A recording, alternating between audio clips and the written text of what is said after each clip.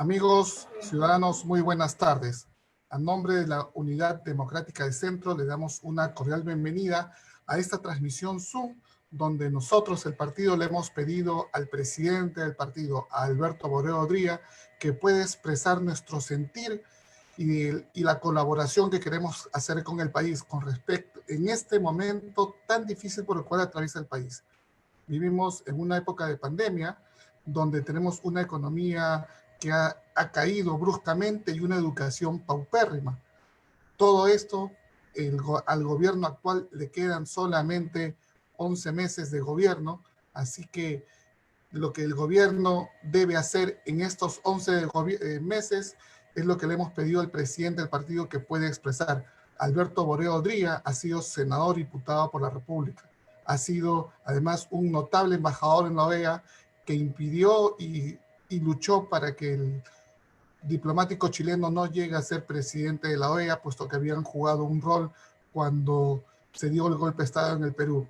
Esta tarde, el sentir del partido estará a cargo de Alberto Borrero Odría, presidente de la Unidad Democrática de Centro. Señor presidente del partido, por favor, exprese usted el sentir del partido. Gracias. Buenas noches a todos, o buenas tardes todavía, a pesar de que ya está temprano oscureciendo. En primer lugar, agradecerles a todos su presencia, así como a los que están en el Facebook Live, y decirles adicionalmente que estamos muy contentos de poder reunirnos como todos los miércoles hacemos en los diálogos que tenemos de la Unidad Democrática de Centro para discutir distintos temas. En realidad esta reunión estuvo planificada aproximadamente para el 29 de julio, si no me equivoco, que era el día siguiente al discurso que el presidente Vizcarra le dio a la nación. Sin embargo, lamentablemente no hubo mucho que comentar y debimos de esperar que Pedro Cateriano, eventualmente el lunes anterior, dijese efectivamente aquello que era o que debía de ser el plan de gobierno del régimen para este año. Sin embargo, así no fue. Sin embargo, lo que sucedió fue que al día siguiente no le concedieron la confianza que había solicitado su gabinete. Las razones habrá tenido eventualmente el Congreso y nosotros no quisimos...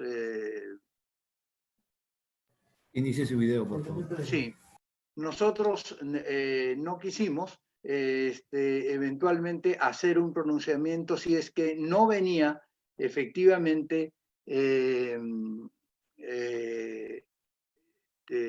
no venía, digamos, acompañado del plan de gobierno del régimen.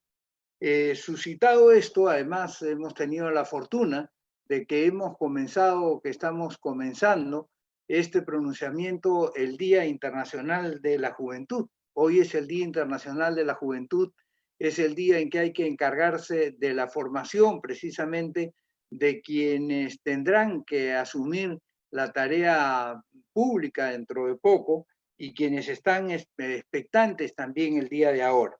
Y por eso es que queremos transmitirles esta posición de la Unidad Democrática de Centro, digamos, en reemplazo de esta conversación que sobre diversos temas tenemos en nuestro Zoom y en nuestro Facebook Live todos los miércoles. La unidad es el principio a seguir en momentos en que debemos de enfrentar la adversidad. Sería ideal, naturalmente, que en el mundo se piense así y que cada uno remara en esa dirección, pero al no serlo, es necesario que un grupo encargado por el pueblo y no de iluminados que se siente con capacidad o que se siente con derecho a decidir por todos porque según ellos saben más que todos los demás o porque son más ricos o por cualesquiera otra razón o porque son más sabios o porque son mayores en las gerontocracias puedan decidir en nombre de todos. Ese conjunto de personas que deciden por todos y que deben de tener a esos todos como un conjunto que debe de mejorar armónicamente la sociedad para que ésta viva en paz como fruto de un pacto social son aquellos que representan al Estado. Siempre tiene que haber un grupo dedicados al Estado, porque los particulares casi siempre piensan principalmente en sus intereses. Y no está mal que sea así. Eso es producto de la naturaleza y además piensan en cómo darse no solo el mejor confort posible, sino la mayor tranquilidad para su familia. Piensan o se preocupan residualmente en los demás y fundamentalmente en cuanto importa a sus intereses, en cuanto no amenaza su estabilidad. Sin embargo, este grupo de gente maneja el poder. Vale decir, este grupo de gente que ha sido decidido en una democracia por el pueblo, tiene la capacidad para hacer que los demás se comporten de acuerdo a con lo que ellos piensan. Los políticos, a su vez, son las personas que, interesadas en la cosa pública, pueden hacer que las cosas pasen de una manera distinta a como hubieran sucedido si ellos no hubieran intervenido. El Perú hoy no está conforme con las cosas que vienen sucediendo y con las soluciones que se están arbitrando para que se supere la situación actual. Se discrepa constantemente en las situaciones propuestas. Unos creen que el Estado debe de tener una mayor participación y otros creen que esta mayor participación le corresponde al sector privado, al que debe dejársele la iniciativa para que con su actividad y dinamismo solucione los problemas de la nación. Es natural que la gente piense diferente. Es producto de la libertad de las personas. Los seres humanos no estamos cortados por la misma tijera, pero somos iguales en lo esencial y es nuestra dignidad que abarca primeramente la libertad y la igualdad la que debe extenderse como sociedad y debe de precisar la solidaridad. En la política, la libertad da como consecuencia el pluralismo, es decir, los pensamientos diferentes fruto de esa individualidad básica, pero a su vez la igualdad da como resultado también en la política la tolerancia. Vale decir, todos debemos de respetarnos a pesar de esas diferencias a las que nos conduce la libertad. Pero si nos quedamos solo discutiendo, nunca vamos a poder avanzar. O nos enfrascamos en una pelea por una supremacía que, al ser intolerantes, lleve a que quienes pierdan en un momento sean derrotados prácticamente y separados por mucho tiempo del escenario, o tratamos de mantener nuestra dignidad compuesta por la libertad y la igualdad a través de un sistema que nos permita vivir juntos y respetarnos en lo esencial y donde las decisiones se tomen por la mayoría de los iguales, sin que ello conlleve la cancelación de las libertades ni los derechos básicos de todos los demás. Esta es la democracia. El peor de todos los sistemas de gobierno, como decía Winston Churchill, con excepción de todos los demás. Ello permite que los cambios de gobierno, que las modificaciones que haya que hacer, que los reemplazos que la sociedad entiende que son necesarios hacer en el elenco que gobierna la comunidad, puedan llevarse a cabo de una manera pacífica y sin derramamientos de sangre. Veamos, si no, qué cosa es lo que sucede en los países donde, con procederes totalitarios, para sacar a un gobernante del poder o para cambiar una opinión que él tiene, se llega a prácticamente la descalificación de los adversarios. Lo vemos en la Venezuela del chavismo, lo vemos en la Nicaragua, lo vemos en distintas satrapías africanas, lo vemos en la Norcorea de Kim Il-sung, lo vemos naturalmente en la Cuba de Castro. Es decir, lo vemos en todos esos países donde no se respeta la libertad porque hay un grupo que se siente superior o iluminado y que puede eventualmente decir las cosas y que todos los siguen. Esta desconformidad, sin embargo, con las cosas que estamos viendo que pasan en el país, nos han llevado mayoritariamente a todos a la crítica. a expresar nuestra desconformidad, pero pocas veces en realidad, nos comprometemos con aquello que nosotros creemos que es bueno. Es decir, nos satisfacemos discutiendo, nos reunimos en el café, nos juntamos hoy día en el café de la época, que es el Zoom. Dialogamos, cambiamos impresiones, pero no nos metemos en el tema para hacer que las cosas cambien. Y en consecuencia, rumiamos nuestro descontento, seguimos masticando nuestra amargura. Nosotros queremos que todo eso cambie. Y queremos que todo eso cambie y queremos que todo eso cambie con la participación, efectivamente, de la mayor cantidad de peruanos. Para eso tenemos efectivamente que tener una actitud diferente. Una actitud que desde nuestra perspectiva, que privilegia la superioridad de la persona humana y el desarrollo pleno de sus capacidades para hacer avanzar el mundo y la sociedad, tiene también, sin embargo, que entender la importancia de un Estado que despliegue ese rol subsidiario para ayudar en ese esfuerzo individual o colectivamente emprendido a aquellos que físicamente no están eventualmente en actitud de hacerlo, o no solamente físicamente, sino eventualmente por cualesquiera otra razón. Y también para desarrollar la economía, digamos, la supletoriedad, de tal forma que efectivamente los servicios mínimos que hacen a la dignidad puedan llegar a cada uno de los peruanos. Esto es lo que se llama la economía social de mercado, en donde nosotros le proponemos al Poder Ejecutivo que desarrolle y al Parlamento que facilite su realización y las tareas que a continuación vamos a anunciar. Algunas de ellas parecen que hubieran sido ya comprendidas dentro de la exposición del nuevo Premier. Efectivamente, cuando empezamos a conversar en la Unidad Democrática de Centro, muchas de estas ideas fueron planteadas y recogidas en el texto que hoy día eventualmente estamos leyendo. Nos alegramos de ello, nos alegramos de coincidir en muchos puntos, como también nos alegramos de poder discrepar en una sociedad democrática con todos aquellos otros puntos y con todas aquellas otras personas que no están de acuerdo con nosotros.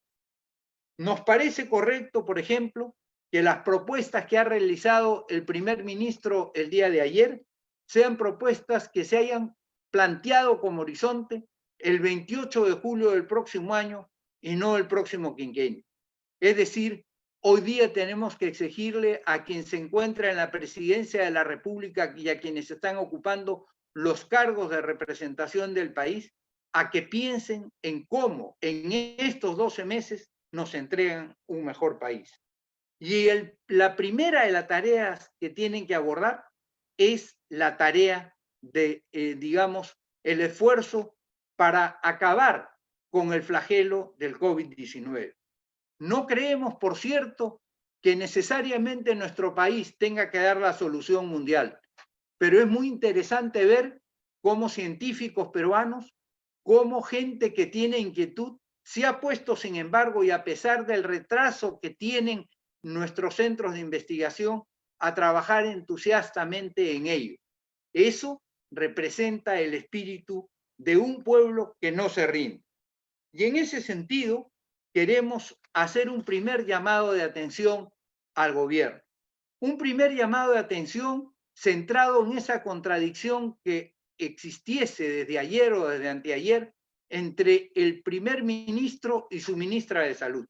Él nos señaló que habrían 20 y tantos mil fallecidos en razón precisamente del COVID.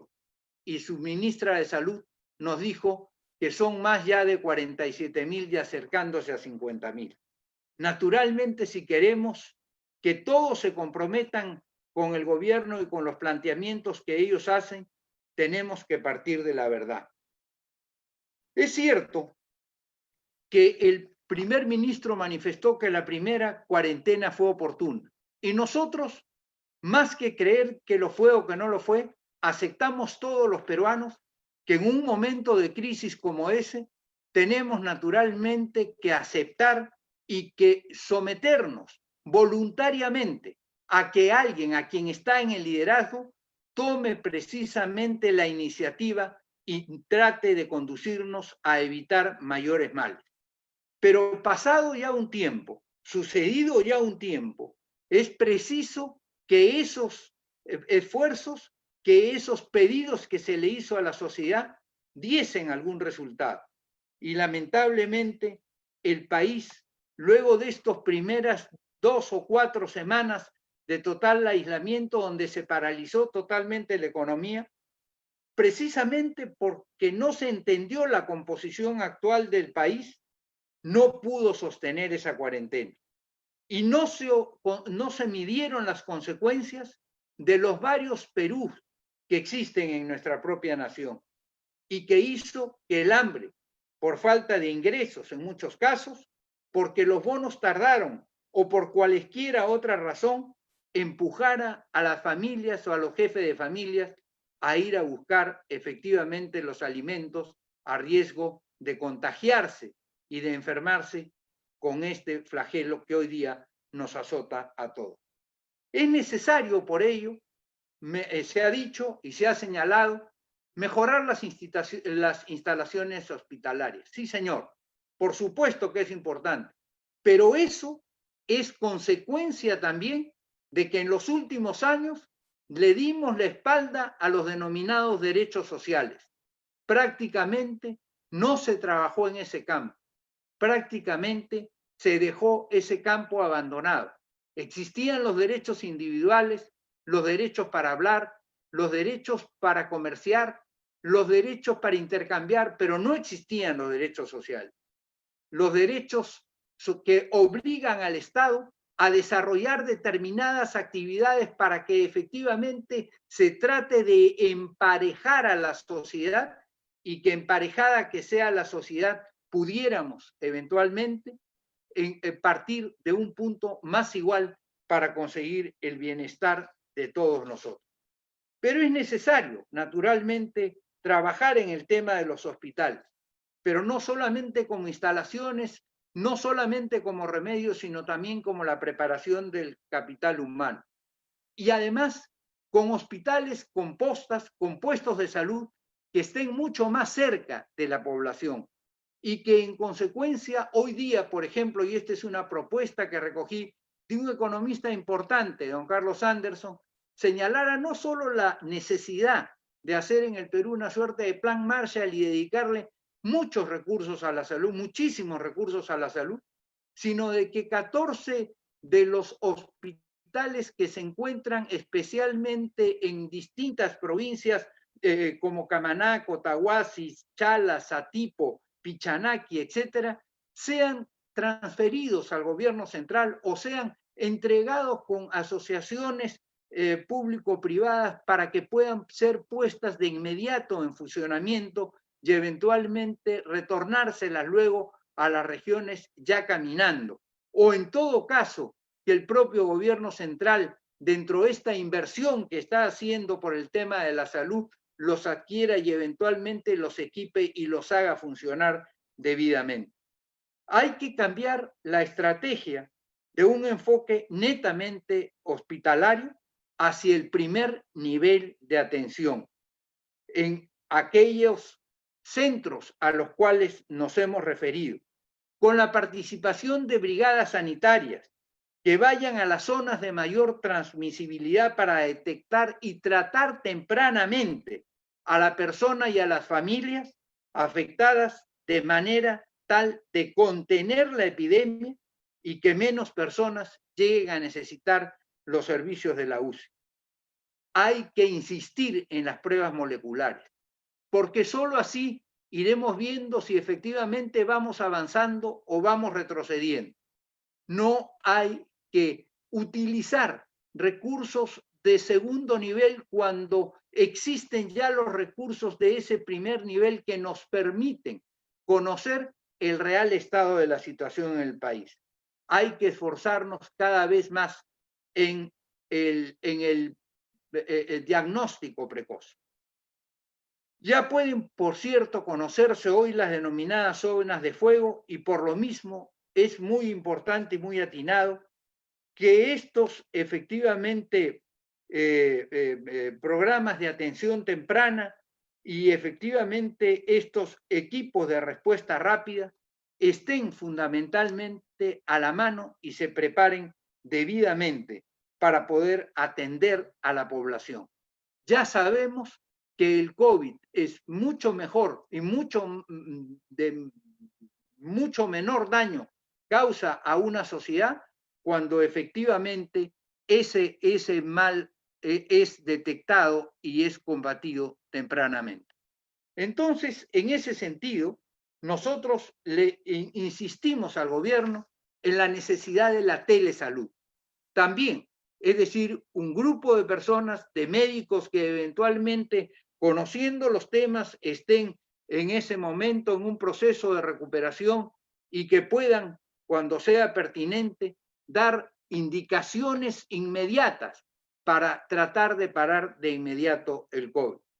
Por eso nos parece también, en este caso sí, muy importante el anuncio que el país espera que sea cumplido en el plazo señalado respecto al tema para el tratamiento de las medicinas para el tratamiento de esta enfermedad, así como la provisión de oxígeno, debiendo de servirnos la mala experiencia por la que pasamos para evitar que la burocratización o el afán de favorecer a algunos en una circunstancia tan trágica, efectivamente haya causado tanto daño. Finalmente, en esta área, que es la primera que hemos querido en la Unidad Democrática de Centro tratar porque es la más importante para el Perú, efectivamente debemos de fortalecer los recursos humanos. Primero, cumpliendo con los médicos, porque se les ofreció a los médicos que están en la primera línea del esfuerzo, en el lugar más peligroso, una serie de no solamente equipos de protección, sino adicionalmente recompensa por ese esfuerzo que hacen, en donde dejan de lado a su familia y donde ponen sin ninguna duda en peligro lo que va a ser el mañana de sus hijos. En muchos casos, lamentablemente, ni a ellos, ni a los enfermeros, ni a los profesionales de la salud se les ha pagado lo que se les ha dicho y se ha contratado gente a la cual hasta hoy no atienden en sus beneficios. Tiene que establecerse también que cuando este personal que lo necesitamos de regreso a esa primera línea del esfuerzo, efectivamente de alguna forma se enferme, pueda ser trasladado de inmediato con los puentes aéreos respectivos a Lima para poder ser efectivamente curado y pueda volver a ser útil en esta tarea recuperando la confianza. Toda esta sofocación que el Perú está pasando nos parece, por cierto, el resultado de haber dejado de lado, como hemos dicho, los derechos sociales, bajados de categoría por la Carta de 1993, donde no cuentan con la obligatoriedad que se le daba al presidente de la República para que en cada mensaje a la nación le tuviera que decir al país, así como habíamos avanzado en el tema de la salud y de la educación, que son dos puntos fundamentales. Por eso es que nosotros, en la Unidad Democrática de Centro, proponemos que un porcentaje del presupuesto nacional sea entregado directamente al sector salud, no solo para que sea hospitales, no solo para que se compren medicinas y para que se pague mejor a los profesionales, sino para que algo de investigación importante se realice y para que además, eventualmente, no solo se consigne en el presupuesto, sino que fundamentalmente se consiga que ese presupuesto se ejecute. Ese es un tema central para nosotros en la Unidad Democrática de Centro.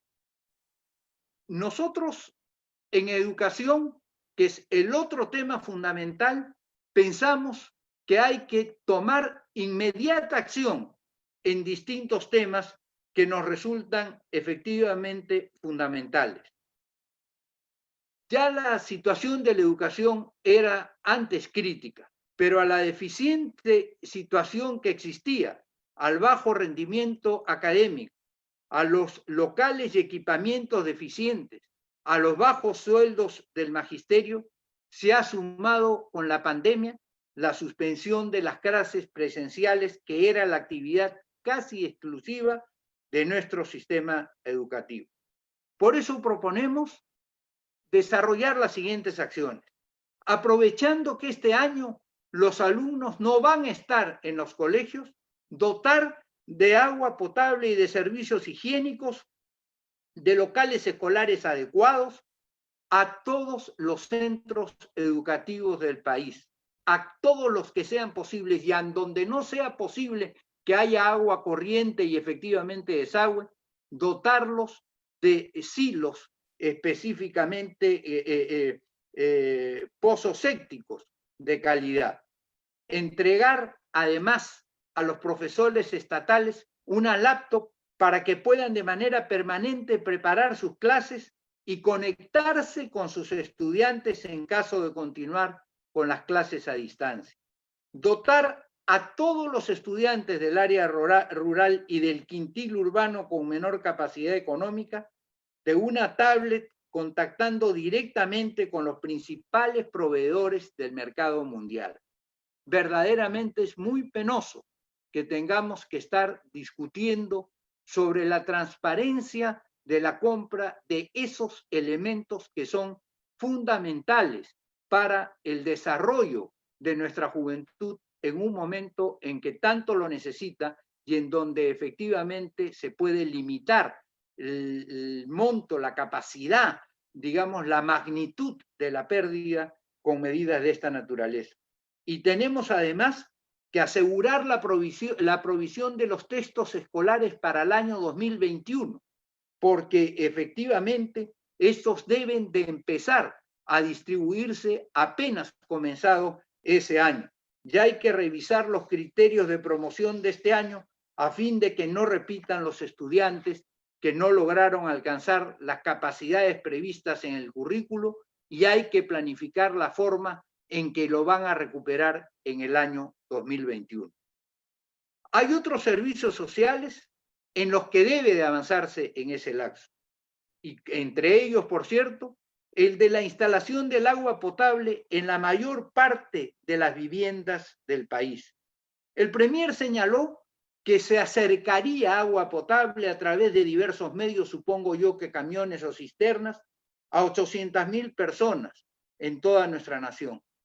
Es un esfuerzo importante, pero es un esfuerzo mínimo, como ustedes comprenderán. Ese programa de tratar de conseguir lo antes posible el agua para todos es fundamental en una nación con dignidad. El otro tema fundamental que tenemos que tratar es el de la reactivación de la economía. Es fundamental que la economía se desarrolle y que haya actores económicos que hagan crecer la riqueza del país para que pueda distribuirse ese resultado de ese crecimiento. No es armónica la diferencia hiriente entre quienes tienen mucho y quienes no tienen nada, y la indolencia de tratar de hacer que las cosas permanezcan igual o que incluso se agranden esas distancias, porque terminan siendo una trampa donde la meritocracia, la presencia de los más dotados para cada posición, no resulta posible. Sin empresarios no hay crecimiento. El empresario arriesga, sin duda, lo que tiene y lo que ganó con su trabajo anterior o el de sus familias, pero tampoco sin trabajadores que no se esfuerzan, que se esfuerzan y que dejan su vida física y sus actitudes mentales en su labor y que se vayan calificando, tampoco sin ellos hay progreso, porque siempre nos quedaremos a nivel de una producción insignificante que nos impedirá competir con otros mercados. Hay que entender que el mundo de hoy es un mundo interrelacionado y de competencia donde los estados luchan para obtener para sus trabajadores y para ellos mismos las mejores condiciones y pagarles los mejores salarios y obtener los mejores productos.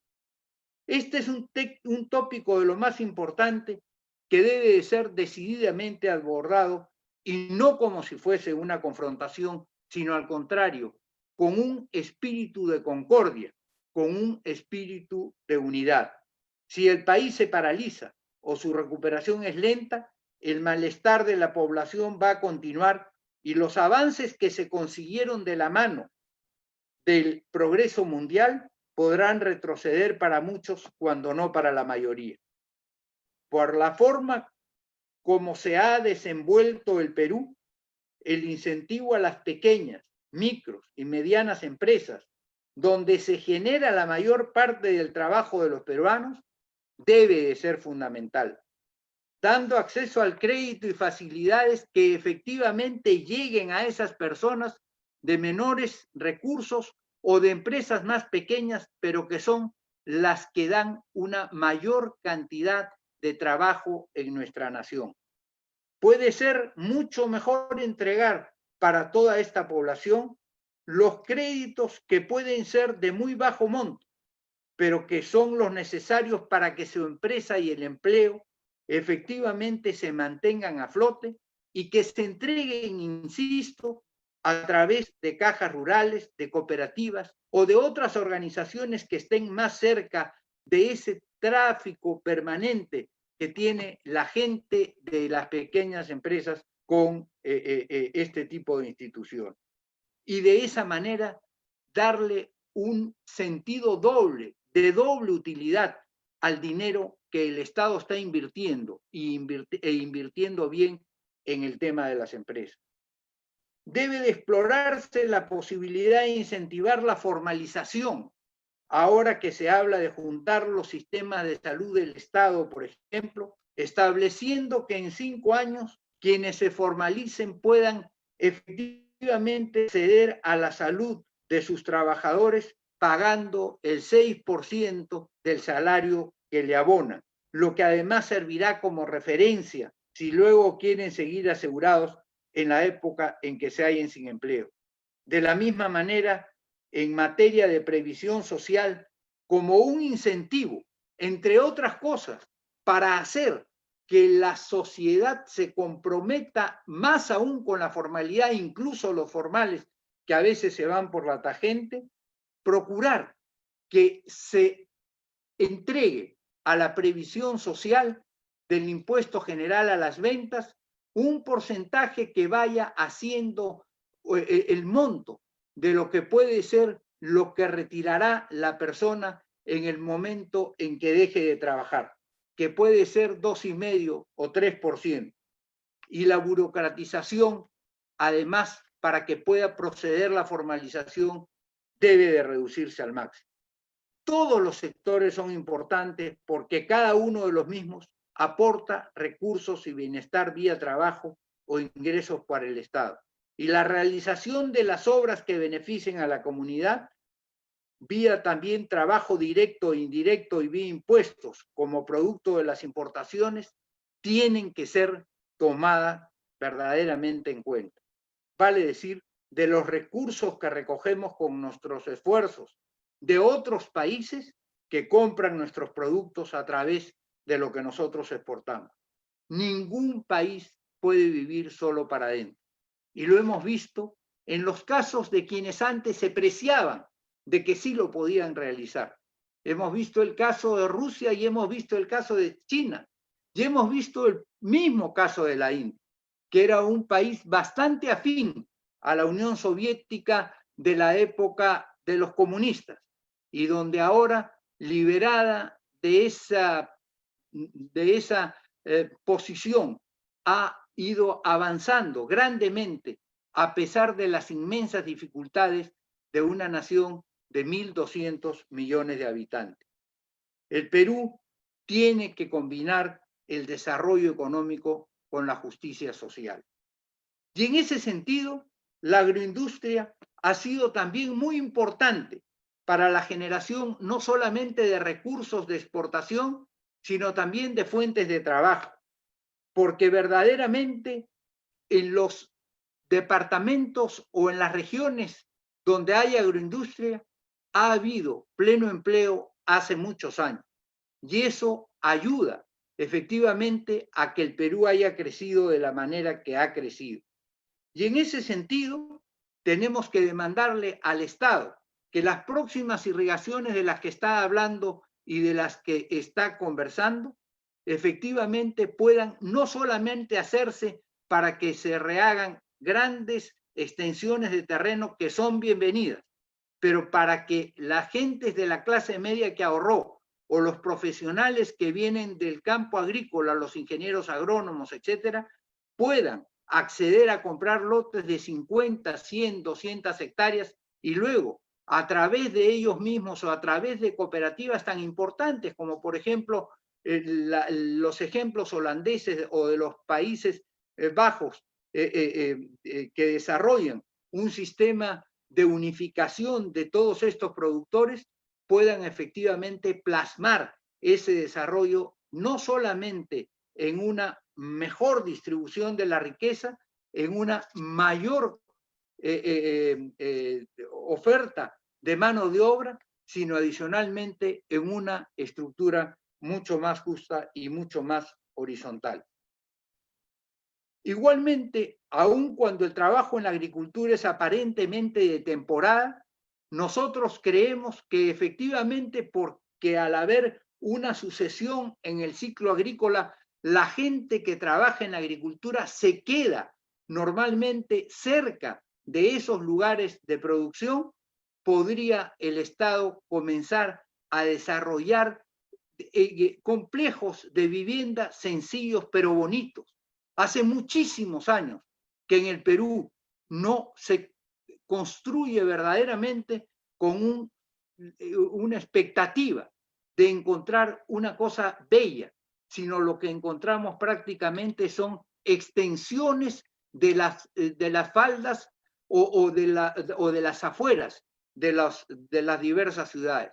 Basta que vayamos por la carretera sur o por la carretera norte o que nos internemos hacia el centro, ya sea por la carretera central o por las carreteras del sur y del norte, la IRSA sur o la IRSA norte, y nos vamos a dar cuenta que eso es así.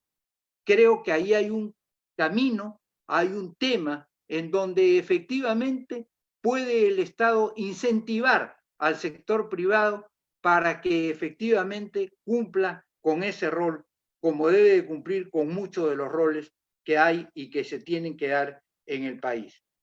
En esa dicotomía que se ha generado entre minería y salud, no cabe duda que cuando existe de verdad, debe de privilegiar a la salud. Pero esto no es igual a una excusa para la desestabilización, que así se ha utilizado muchas veces, ni tampoco a obstáculo para el avance de todo el país. Los recursos naturales, mineros, pesqueros, agrícolas, ambientales, forestales, pertenecen a toda la nación y no solamente a una porción de ella, ni tampoco a los que están más cerca. Y por eso, cualquier exigencia de las partes que emprende la actividad o aquellas donde se asienta la riqueza debe ser racional y producto de un acuerdo.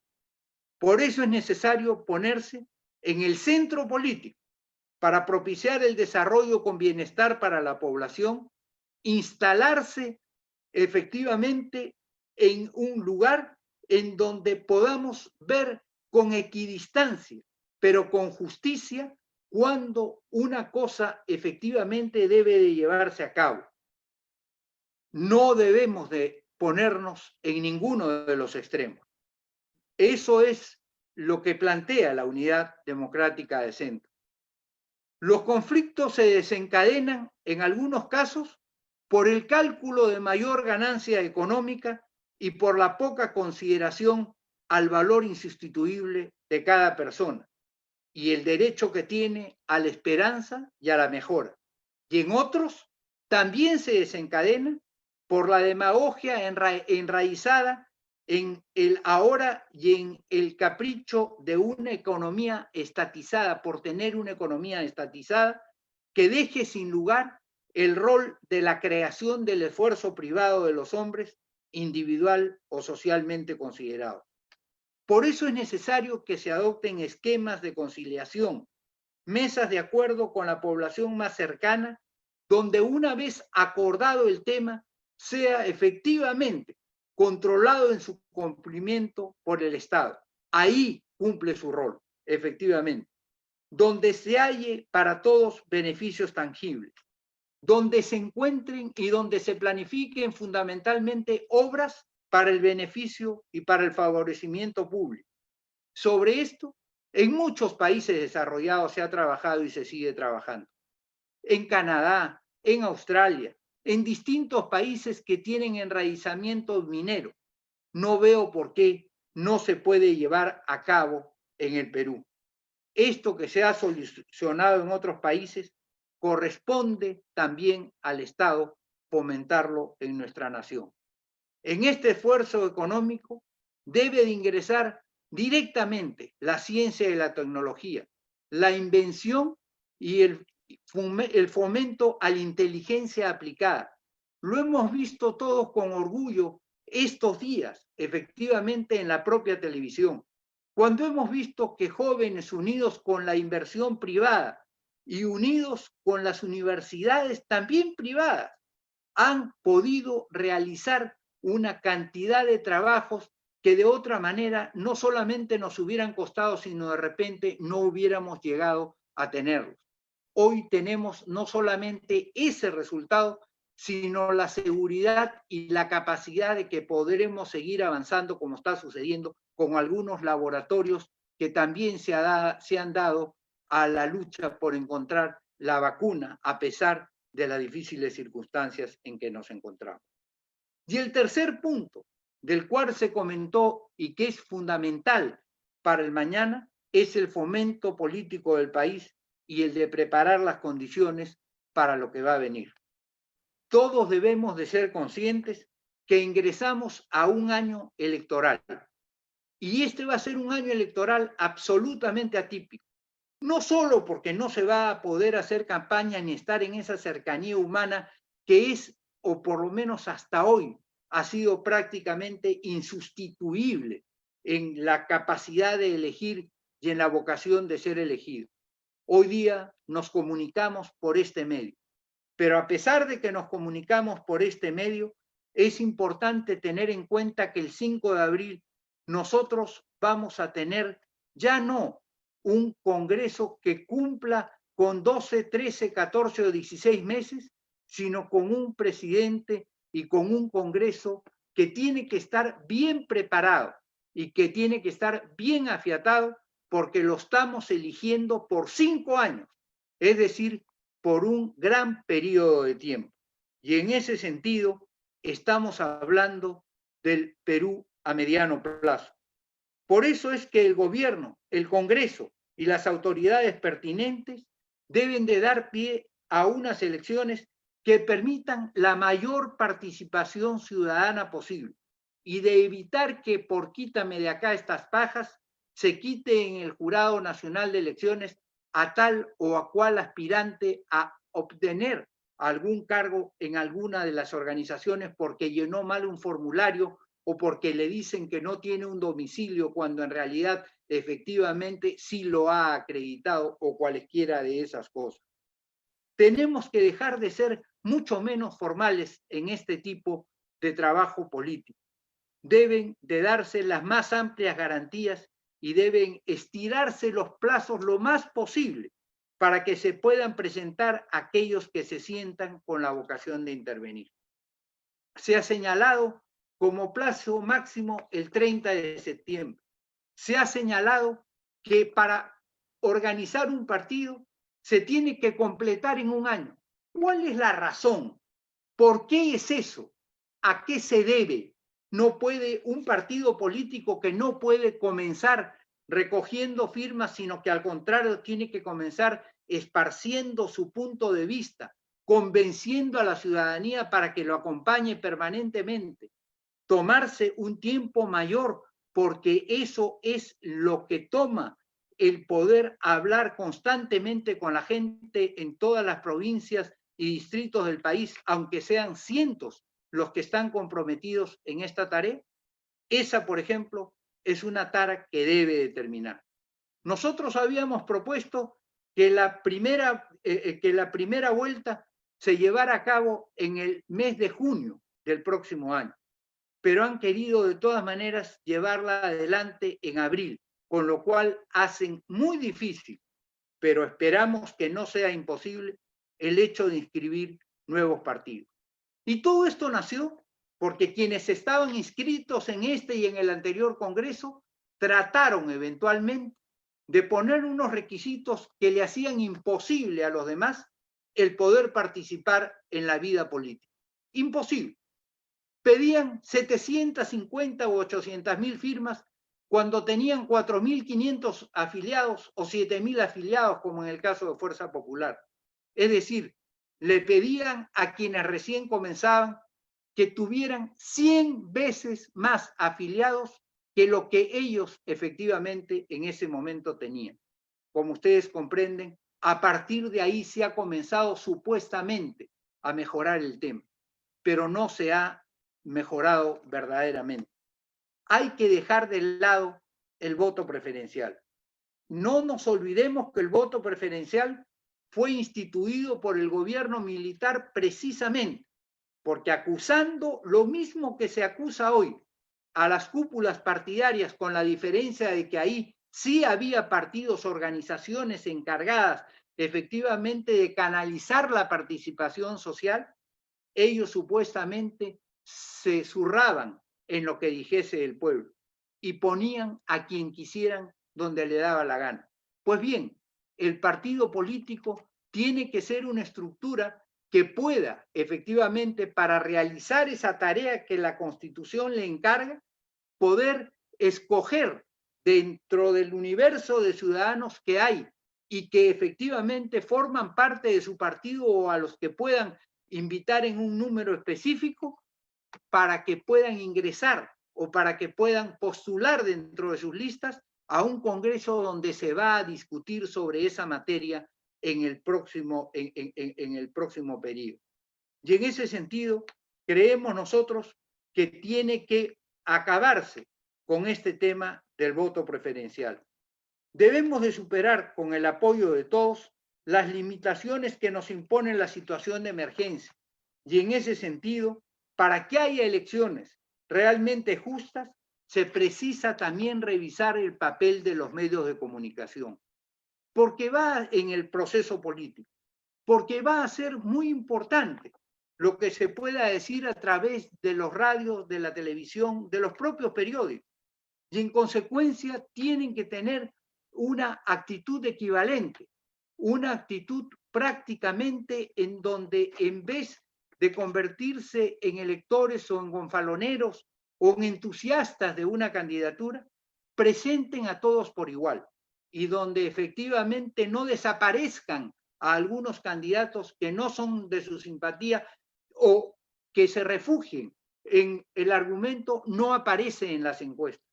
Ya hemos visto cómo se hacen las encuestas a veces, no siempre, pero hemos visto que muchas veces a partir de ahí empieza a privilegiarse a Juan o a Pedro y a dejarse de lado a Roberto o a José. Y ese no es el tipo de elección que necesitamos en un momento tan difícil como el que estamos atravesando el día de hoy. Creemos que en este año el presidente y los ministros deben de hacer un trabajo muy esforzado en acompañar a todos los sectores que están en la primera línea del esfuerzo, especialmente el presidente, y dejar que los ministros coordinen y trabajen intensamente sus sectores, con sus nuevas y con sus buenas ideas. Y el presidente desplazarse por todo el país, ir en las mañanas a los hospitales, constituirse en los cuarteles, hablar con los policías, hablar con los enfermeros, hablar con los basureros que recogen los residuos todos los días, hablar con la gente que trabaja, que sientan que efectivamente el jefe de Estado que personifica la nación es el número uno en el combate.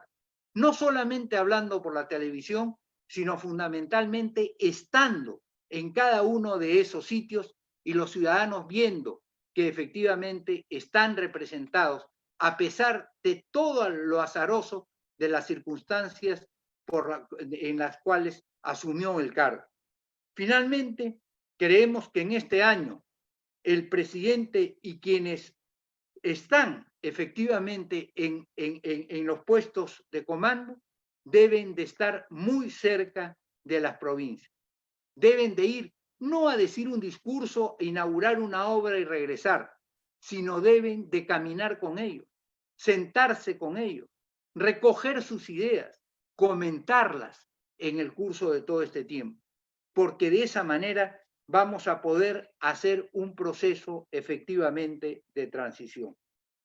Efectivamente, mucho se ha hablado de un gran acuerdo nacional y nosotros en Unidad Democrática de Centro queremos decir que un nuevo acuerdo nacional o lo que ha llamado el presidente el Pacto Perú, no se ha querido mencionar nunca el término Constitución, a pesar de su origen discutidísimo y de haber quedado también rezagada en el tiempo esta de 1993. Hoy, hasta en el foro de Davos, se habla de la necesidad de un nuevo pacto social post-pandemia. Y el pacto social no es otra cosa que la revisión del sistema constitucional. Cuando Julio César Gaviria, que fue presidente de Colombia en el año 1991, promulga las reformas a la centenaria carta que tenía ese país vecino nuestro, señaló una frase de Stephen Holmes que verdaderamente es muy linda, pero muy decidora. La Constitución no es otra cosa que un pacto de paz permanente, un tratado de paz interno, es decir, un lugar donde todos los peruanos nos sintamos representados, donde efectivamente quienes tienen mucho, quienes tienen poco, quienes son gordos, quienes son flacos, quienes son atletas, quienes son más bien sedentarios, cualesquiera, nos sentamos representados. Vivamos donde vivamos. Ese es el Pacto Perú. Ese es el gran acuerdo nacional.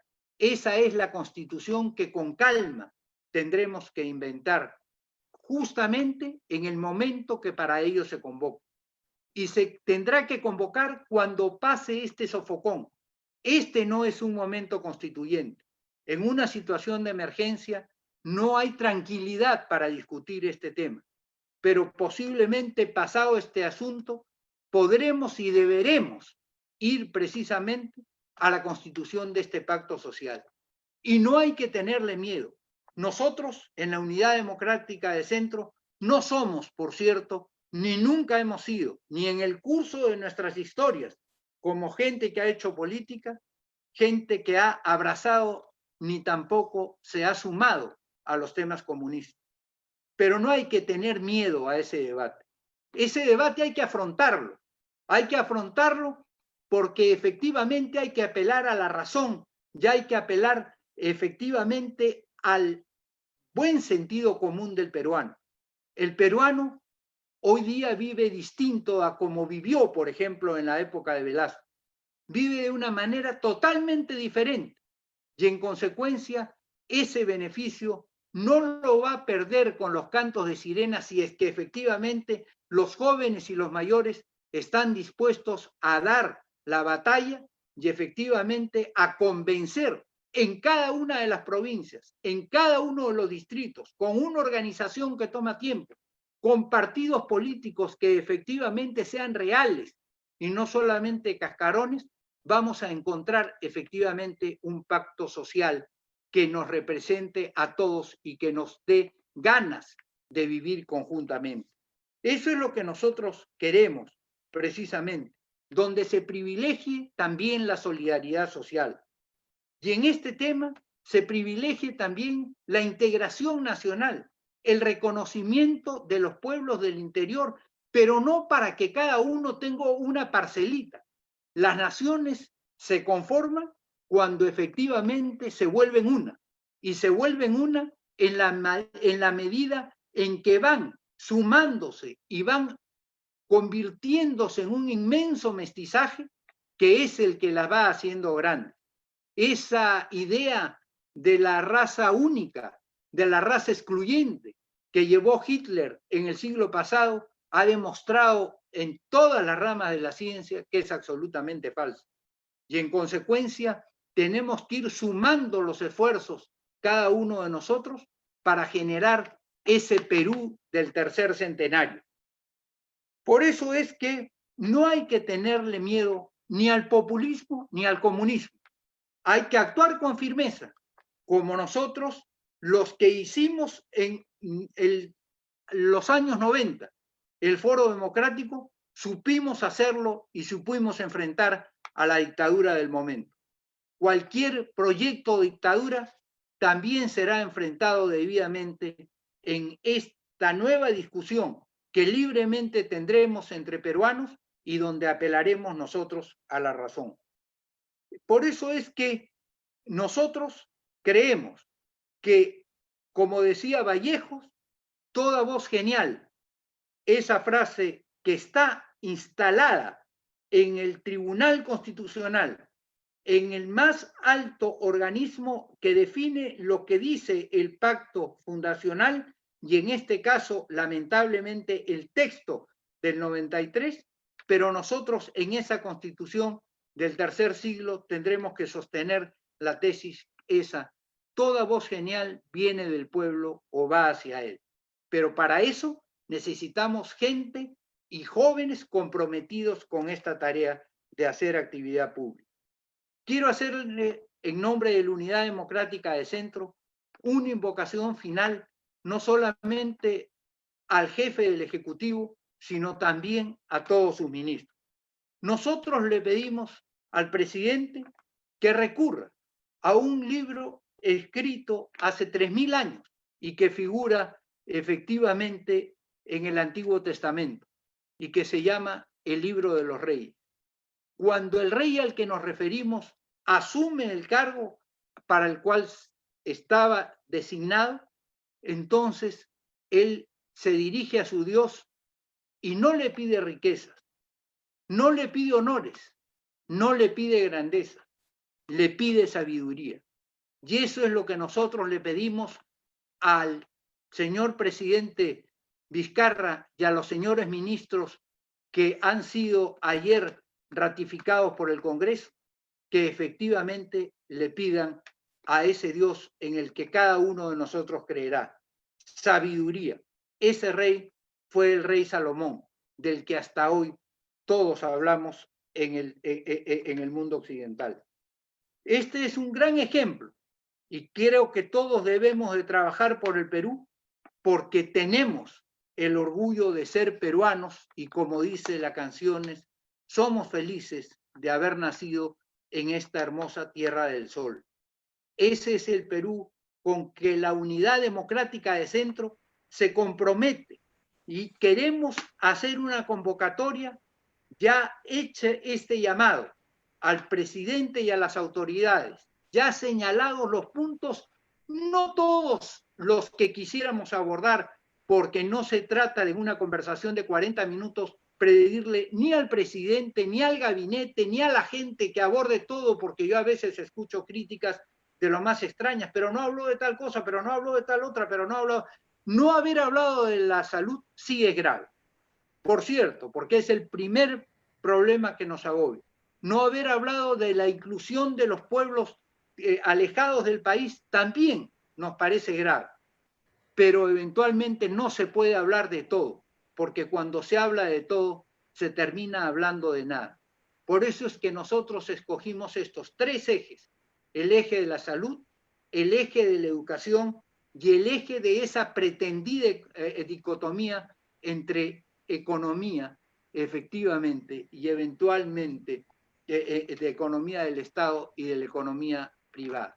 La economía privada tiene un rol fundamental y, de acuerdo a nuestra concepción, debe de llevar élite, debe de llevar precisamente la bandera, y el Estado cumplir un rol subsidiario y supletorio, como lo dice la economía social de mercado. Yo quiero, en nombre de todas estas personas que en los años 90 se reunieron cuando tenían 20, 18, 16 años, pero que no estaban de acuerdo con la dictadura, y que lucharon con tenacidad durante 6 u 8 años en los recojos de firmas y en toda la campaña de lo que fue el Foro Democrático, que hoy día tienen 40. Aquellos que en ese entonces tenían 40 y que hoy día tienen 60 o 65, pero que no se han dado por vencidos. Y aquellos jóvenes que posiblemente recién estaban naciendo, pero que hoy ya son ciudadanos y que quieren un país distinto al que ven, yo quiero decirles que tenemos que conformar un partido. Tenemos que conformar un partido que efectivamente responda a ese nombre y a esa esencia. Y para eso son necesarios seis características. Primero, formarse para conocer y para saber qué cosa es lo que nosotros vamos a transmitir, qué es lo que vamos a predicar, cuál es el Perú que efectivamente queremos y en el cual nos comprometemos. Segundo, militar. Militar en el sentido de participar activamente en las tareas que nosotros precisamente estamos convencidos que hay que hacer para llevar adelante a la nación. Tenemos que militar. No se puede aparecer de la noche a la mañana como ha sucedido muchas veces y como viene sucediendo. Hoy día alguien canta bonito y mañana quiere ser presidente de la República, toca la puerta y al día siguiente ya está viéndolo, poniéndolo en las encuestas. Dice cualquier cosa, ya es de todas maneras un candidateable. De eso no se trata. Se trata de efectivamente de formar estas organizaciones. ¿Que parece difícil? Por supuesto que parece difícil.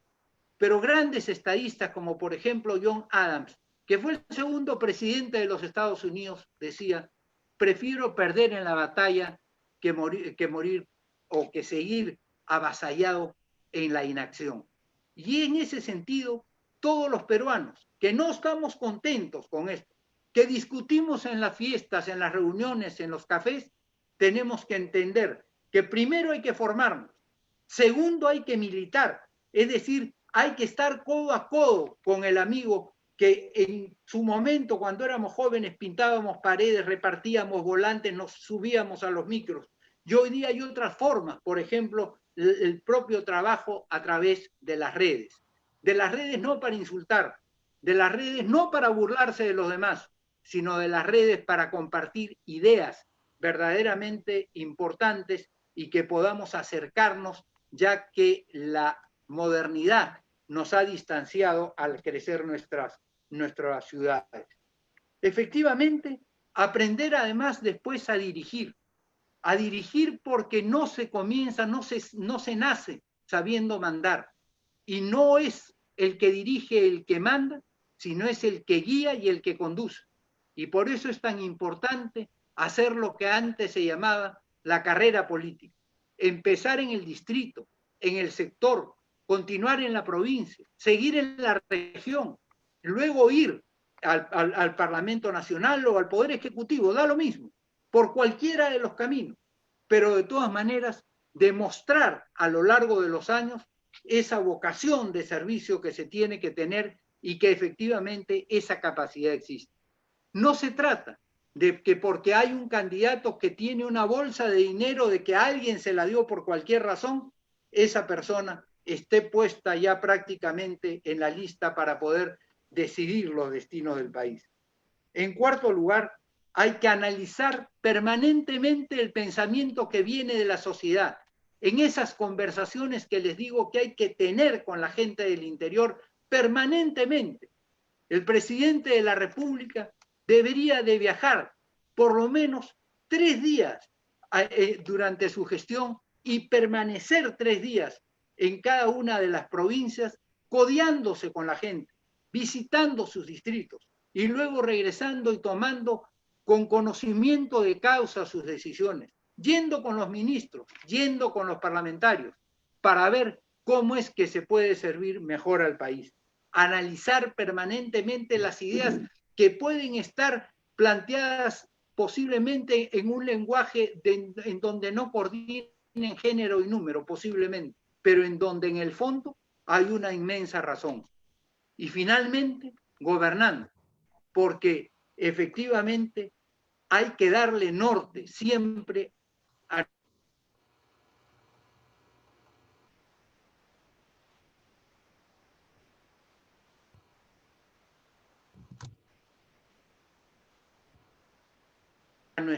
y estábamos en una discusión acerca del aborto. Planteado este tema, se señaló rápidamente, muy bien, ¿y cómo votamos cuando apenas se planteó el aborto? Empezaron las distintas bancadas, y una que estaba detrás de nosotros especialmente, en ese entonces yo militaba en el Partido Popular Cristiano, empezaron a decirse cómo votamos. Bueno, hay que ver qué dicen las encuestas el domingo. Pero un partido con principios no necesitó ni mirarse un solo segundo. Ninguno de los que estábamos en esa bancada dudamos en ningún momento cómo era que había que conducirse, porque eso formaba parte de esa formación inicial a la cual nos comprometimos y de esos valores que nosotros le prometimos al Perú defender. Y entonces hay que darle norte a la nación. No se trata de tirar un papel o de mirar cómo están las encuestas en la mañana para salir a hacer lo que se dice efectivamente en un periódico o en un canal de televisión o en una estación de radio. Se trata fundamentalmente de estar convencido, de coger el timón del país y de conducirlo hacia la meta que se trazó y por la cual el pueblo efectivamente votó en algún momento. Y finalmente, esas personas tienen que tratar de dar permanentemente cuenta de esa representación de la cual ha sido investido. Por ello es que esta noche, al terminar, les pedimos respaldo. Yo les pido respaldo en nombre de todas estas personas que se han juntado en la Unidad Democrática de Centro, porque con ustedes podemos llegar, aunque parezca un milagro, aunque parezca imposible, a hacer incluso antes del 30 de septiembre, con fortaleza, con constancia, con tenacidad, podemos llegar a obtener esos 25.000 afiliados y podemos llegar a constituir los 65 comités provinciales, que espero que pasados efectivamente ese 30 de septiembre continuemos para llegar hasta tener las 184 provincias del Perú y estar presentes en todas las regiones. Eso les pido a ustedes que hagan. Y les pido, por favor, que nos llamen o que nos escriban a esta dirección donde ustedes pueden decirnos, ahora que nos escuchan por el Facebook Live o por el Zoom, efectivamente, yo quiero participar. Yo quiero formar parte de ese colectivo. Yo quiero formar parte de ese partido sólido, con principios, con valores, que no se deja asustar, que tampoco anda atemorizado, y que entonces ustedes escriban a quiero hacer política@gmail.com. Insisto, quiero hacer política@gmail.com. Y una vez que se contacten con nosotros, nos ayuden, ustedes mismos que nos están escuchando, y aquellos que en este momento efectivamente puedan sentir ese llamado, pues nos ayuden, no solo con su ficha y con su firma, sino también a conseguir 6, 8, 10 amigos que eventualmente a quienes ustedes ya le hayan hablado o quienes ya conozcan nuestro pensamiento puedan efectivamente dar lugar al nacimiento de un partido serio en el Perú. Estamos contra el tiempo, pero tenemos la voluntad de hacerlo y esperamos poder cumplir con esta meta. Que Dios los bendiga, que bendiga a nuestro Perú y a nosotros los peruanos, y que nos ayude, por cierto, a salir adelante de esta situación de pandemia y que podamos en la pospandemia empezar a generar un Perú distinto, con un nuevo pacto social y además en donde cada día seamos más comprensivos y más tolerantes los unos con los otros como efecto de nuestra propia igualdad que nos hace pensar distintos y que no hace que seamos los peruanos todos cortados por la misma tijera. Esa diversidad es la que nos da nuestra riqueza. Que Dios nos bendiga y muchas gracias a todos ustedes por escucharnos. Gracias a los que ya son miembros de la Unidad Democrática de Centro y gracias a quienes de entre ustedes serán miembros de la Unidad Democrática de Centro. Gracias también a quienes discrepen, y a quienes discrepen con altura, efectivamente, mayores gracias, porque así es como tenemos que comportarnos en el futuro, con mucha altura. Muchas gracias, que Dios los bendiga y hasta cualquier momento, aunque creo que ahora vamos a tener algunas preguntas. Muchas gracias por habernos escuchado. Doctor Alberto Borea, en mi calidad de secretario general del Partido Unidad Democrática de Centro, le queremos agradecer por haber expresado el sentir del partido en este momento y en esta época tan difícil del Perú. 3 preguntas que hemos recogido del Facebook Live y del chat del Zoom. La primera, participación de los jóvenes en la política. La segunda, ¿qué hacer con la corrupción? Y la tercera es cómo va a participar en el caso de un eventual gobierno de Unidad Democrática de Centro, cuál va a ser la prioridad. Entonces, después que usted responda a estas preguntas, que es un resumen de las que hemos hecho, nuestro frater Alfredo Albizuri, como secretario de Juventudes, culminará la reunión. Bueno, en primer lugar, la juventud participará en la política de la manera más integral, en el sentido que siga el camino formativo y siga el camino de militancia y siga el camino de ir desarrollando sus actividades en el curso precisamente del tiempo. No quiere decir que haya que esperar 40 años para ser concejal o que haya que esperar tener 50 años para ser miembro del Congreso. No. Quiere decir que haya ir dando cuenta de esas capacidades permanentemente. Pero si no estudian, si no leen, si no se forman, si no saben quién es quién en el partido, si nunca supieron qué cosa fue lo que hicieron los fundadores de una organización, ni tampoco qué se hizo en otros partidos que no tuvieron suceso, entonces va a ser muy difícil que puedan llegar a tener, digamos, ellos efectivamente una vocación integral por la política. Pero nosotros queremos que los jóvenes que no están en este momento contaminados con lamentablemente esa contradicción permanente que existe en el Perú, podamos ir desarrollando todos estos valores a los cuales nos hemos referido hoy día. Especialmente hoy, que es el Día Internacional de la Juventud, a todos aquellos que quieran venir con nosotros en este partido, en donde efectivamente con Alfredo Albizuri como secretario de Juventudes, puedan ustedes tener los lunes conversaciones entre ustedes sobre los temas, los miércoles charlas de formación, efectivamente los viernes conversatorios de tipo constitucional, de tipo de desarrollo político. Es decir, en todo momento continuar con el trabajo de escuchar además al país.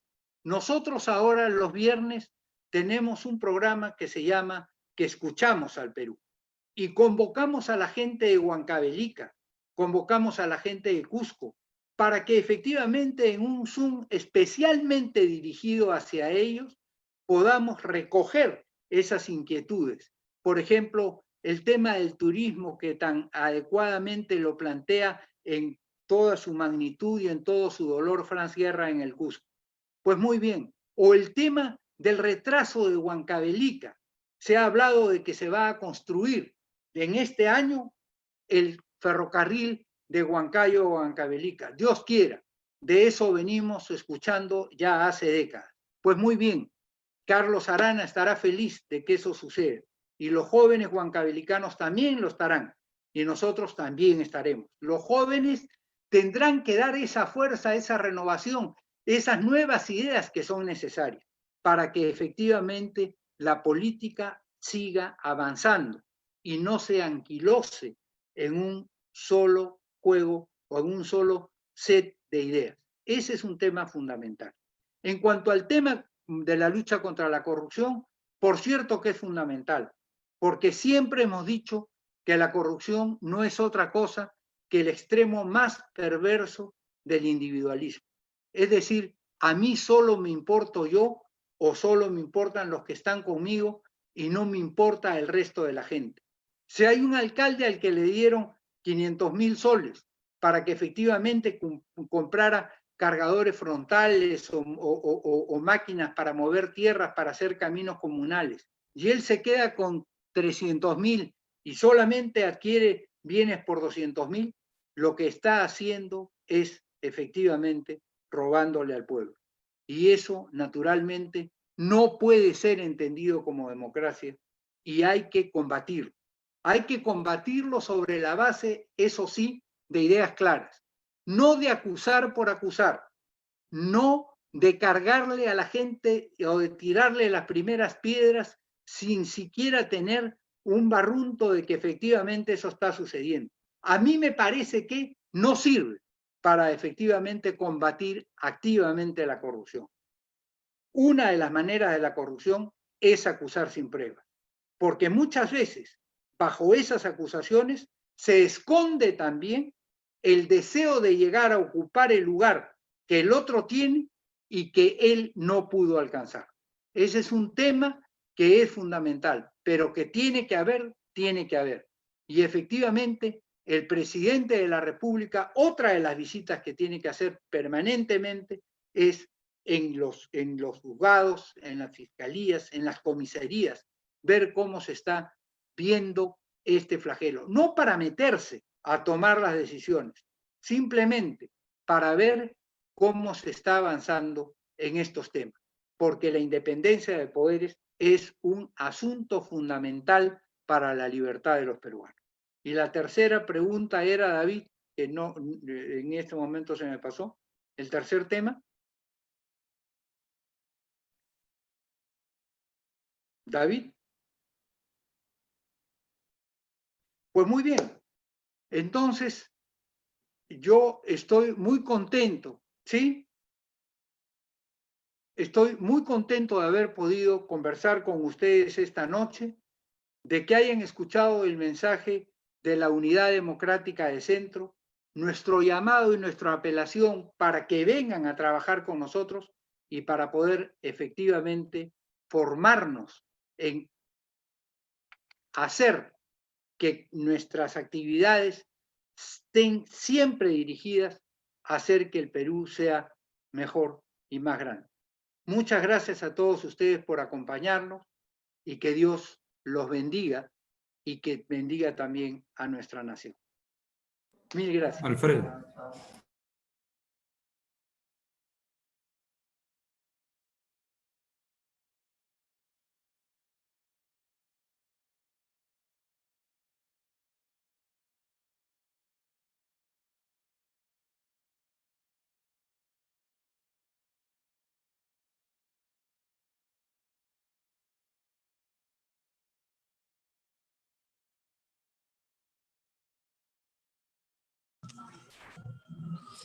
Ya, muy buenas noches.